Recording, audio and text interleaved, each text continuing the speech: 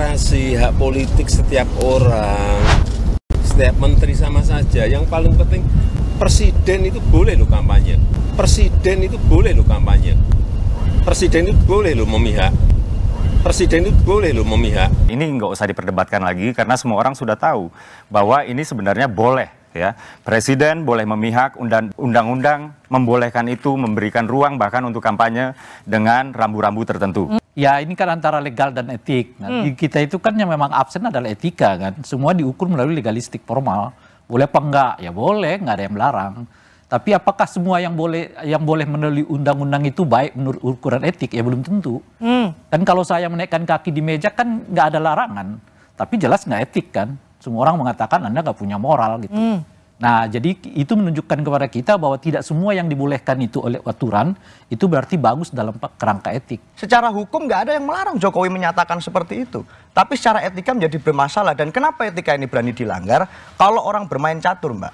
Pada saat awal-awal mungkin pionnya dulu yang maju, gitu. Terus kudanya yang maju, seternya yang maju. Kalau sudah mau kalah, baru nih rajanya bergerak ke sana kemari. Oke. Kita takutnya begitu tuh. Ya kan Pak Jokowi akan menjilat ludahnya sendiri. Ketika makan siang bersama capres dia katakan akan netral. Ketika di awal pemilu dikatakan kita harus netral. Tapi yang paling berat itu adalah ketika Pak Jokowi satu hari mengkampanyekan Pak Prabowo, dia juga akan menjilat ludahnya sendiri. Apa itu? Pak Jokowi pernah menyerang Pak Prabowo dengan 4 hal. Mempertanyakan tanahnya, mempertanyakan integritasnya, keberpihakannya kepada anti korupsi, keberpihakannya kepada perempuan. Apakah dia akan memperbaiki itu semua? Kan terus saya akan berat bagi seorang kepala negara. Kalau PSI yang pernah mengatakan Pak Prabowo pembohong, biasa. Tapi kalau seorang presiden, itu luar biasa. Yang paling berat bagi seorang politis itu apa? Menjilat ludahnya sendiri. PSI ini pernah menyerang Prabowo loh. Mengatakan Prabowo presiden terburuk, pembohong. Tapi sekarang dia menjilat ludahnya sendiri. Tapi Apakah itu etika? Itu nggak etis. Makanya kita anak muda harus bisa menjaga lisan kita. Saya udah ingatkan bahwa yang melanggar etika menurut hemat kami itu adalah Prof. Mahfud MD ketika menerima dan fasilitasi diskusi, audiensi yang dimana diskusinya adalah pemakzulan RI di kantor Menko Polhukam RI. Harus mengayomi semua pihak. Anda bisa jadi presiden hanya mengayomi pasangan 02 kayak gitu malah salah, Mas. Audiensi dengan menteri itu nggak seperti kita ke tetangga ketok pintu untuk minta gula, ya. Audiensi dengan menteri itu kita harus berkirim surat dulu, Mas Seno. Jadi nggak mungkin ya Prof. Mahfud malah membela, Mas, agar tidak terjadi impeachment. Beliau menyampaikan kepada publik bahwa impeachment tidak mungkin audiensi terjadi. tersebut adalah membahas pemakzulan Presiden RI. Dibahas agar kemudian tidak berkembang lebih liar di masyarakat. Ya nggak mungkin. Beliau malah Harusnya dari awal sudah dibilang sebelum audiensi itu dimulai. Itu yang dilakukan Pak Stafnya Mahfud itu sudah membalas WhatsApp ya atau surat menyuratnya supaya langsung aja ke DPR. Ya, makanya gitu. Nah, ini kan diterima. Gitu. Makanya, itulah yang nggak etis makanya sebenarnya. PSI segeralah masuk Senayan biar bisa belain presiden di parlemen. Gitu loh. Luar Ini kan karena biasa. belum punya parlemen, jadi dia ketakutannya berbeda. Gitu loh. Kalau orang punya parlemen biasa. Jangan-jangan Pak Jokowi nggak mengerti etik ini gitu loh Pak. Uki udah berulang kali mengatakan Pak Mahfud itu nggak punya etika. Tapi tetap digandeng oleh Presiden Jokowi. Pencalonan Gibran itu tidak ada etikanya, tetap digandeng, dipersilakan oleh Pak Jokowi. Pertanyaannya sebetulnya, Pak Jokowi itu mengerti etik demokrasi apa enggak? Gitu loh kira-kira. Itu pertanyaan. Kalau kita melihat dalam statement kemarin, Presiden berdiri di samping seorang calon presiden dari kubunya Mas Dede Uki. Sebenarnya kalau kita melihat semacam itu, sekalian aja presiden, belakangnya capres, sekalian cawapresnya gitu. Biar clear message-nya ke publik itu apa gitu. Tapi yang jadi tidak etis kan karena hari itu pada waktu presiden menyampaikan itu dilakukan di sebuah fasilitas militer yang dibiayai negara, di mana publik menangkap ini sebagai bagian dari show of force yang dilakukan presiden. Ini loh, saya presiden, saya pimpinan tertinggi di negara ini, dan inilah kemudian saya boleh kampanye. Mbak, undang-undang itu memang menyatakan bahwa presiden boleh kampanye dengan batasan-batasan tertentu. Tapi logika yang sama adalah presiden juga boleh tidak berkampanye. Presiden boleh tidak memihak ke salah satu paslon. Logika konsekuensinya begitu. Nah, sekarang publik menjadi mempertanyakan banyak hal karena hari ini ada salah satu kontestan yang adalah anak dari Presiden Joko Widodo. Tentunya itu jadi persoalan. Peran sangat besar dari presiden sebagai kepala negara, kan beliau adalah penanggung jawab semua pelaksanaan pemilu ini. Kan semua laporan dari Bawaslu KPU nanti adalah kepada presiden sebagai kepala negara. Oleh karena itulah sikap presiden sebagai presiden yang itu penanggung jawab pelaksanaan pemilu itu memang wajib netral.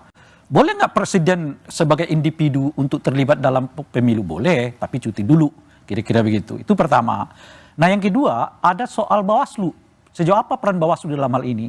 Saya jujur agak miris melihat kinerja Bawaslu kita hari ini.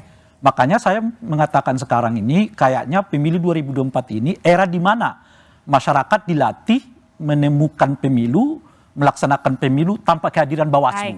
Kira-kira begitu. Nah, marilah secara mandiri sendiri untuk menanggulangi berbagai masalah yang berhubungan dengan pelanggaran-pelanggaran seperti tadi disebutkan oleh Bung Uki ya.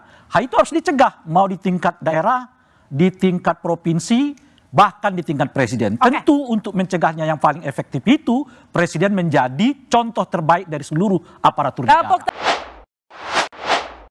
Pernyataan Joko Widodo bahwa presiden boleh kampanye dan memihak berpotensi menyebabkan penyelenggaraan pemilu menjadi tidak netral, serta diwarnai kecurangan dan keberpihakan yang tidak adil, kata Perhimpunan untuk Pemilu dan Demokrasi atau Perludem.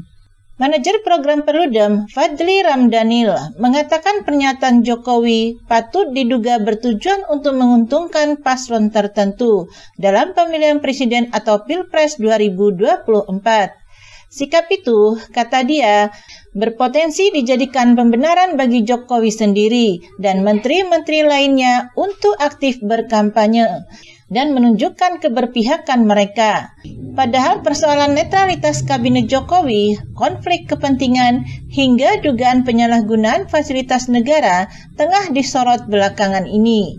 Sebelum Jokowi menyatakan itu saja, Menteri Perdagangan Zulkifli Hasan sudah ikut membagikan bantuan sosial.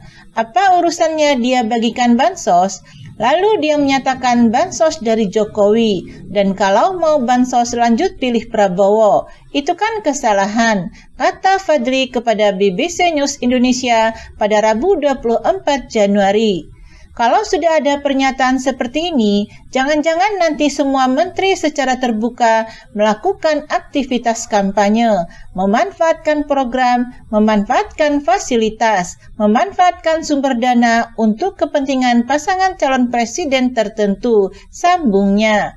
Oleh sebab itu, Perludem mendesak agar Jokowi mencabut pernyataan tersebut. Pengamat politik dari Badan Riset dan Inovasi Nasional atau BRIN, Devi Darmawan juga menilai sikap Jokowi menyalahi etika politik dan berlandaskan pada penafsiran yang salah serta dangkal atas mandat Undang-Undang Pemilu. Ketika Jokowi masuk ke dalam politik elektoral, bagaimana kita bisa menyatakan pemilu kita bebas nilai dan bebas dari campur tangan kekuasaan tertentu? Ketika presiden menunjukkan keberpihakannya, ini menunjukkan pemilu kita tidak lagi netral, tutur Devi.